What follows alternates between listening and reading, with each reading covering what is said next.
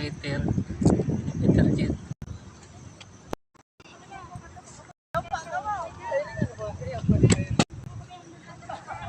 Ganyan.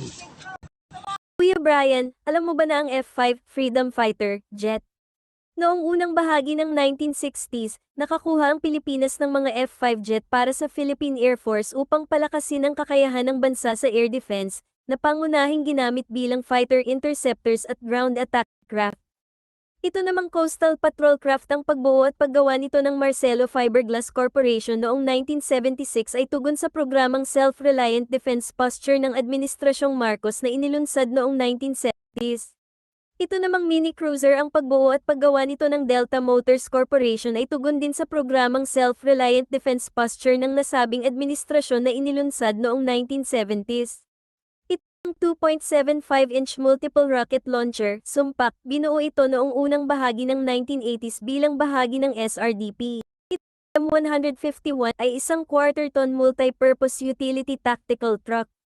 Ang disenyo nito ay nagsimula noong 1951 at ginawa mula 1959 hanggang 1982. Ito namang Humvee opisyal na tinatawag na High Mobility Multi-Purpose Wheeled Vehicle. Ipinakilala ito noong huling bahagi ng 1980s bilang kapalit ng mga M151 Jeep. Ito namang bongbong rockets, ipinapakita rito ang replika ng isang missile mula sa pagsisikap ng militar ng Pilipinas na bumuo ng sarili nitong ballistic systems. Ito namang 150 Armored Personnel Carrier ay dinisenyo para sa paghahatid ng mga sundalo at suporta sa labanan. Binuo ito ng Cadillac Gauge. Ito namang M35 military truck, unang ipinakilala noong huling bahagi ng 1940s bilang 2.5 na patunayang napakagamit ng seryeng M35 sa pagdadala ng kagamitan, tao, at suporta sa logistic. Ito namang light amphibious resupply cargo vehicle, nakuha ito ng Philippine Marine Corps noong huling bahagi ng 1980s. Sa mga sumunod na dekada, naging mahalagang kagamitan ito na nagpalakas sa kakayahan ng AFP sa logistika, lalo na sa mga amphibious operation, pagtugon sa kalamidad. Ito namang DUKW ay isang sasakyang pandagat at panlupa na unang binuo noong ikalawang digmaang pandaigdig at malawakang ginamit ng militar ng Estados Unidos. Pinapatakbo ito ng 74 na horsepower na makina na kayang umabot sa bilis na 50 miles per hour sa lupa at 6 miles per hour sa tubig. Ito namang landing vehicle, truck ay isang armored vehicle na pwedeng umakyat sa lupa at tubig, na unang ipinakilala noong 1946, ay pinatakbo ng 3 tauhan, ang crew chief, driver, at tagapagpaandar ng kanyen.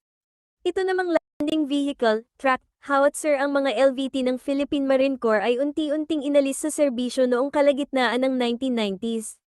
Gayunpaman, dahil sa pangangailangan sa operasyon at sa husay ng mga sundalong Pilipino, ilan sa mga ito ay inayos at ibinalik sa serbisyo noong 2006 na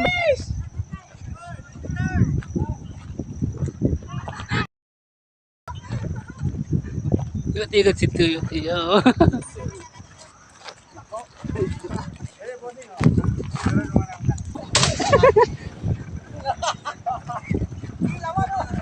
Ilan ba?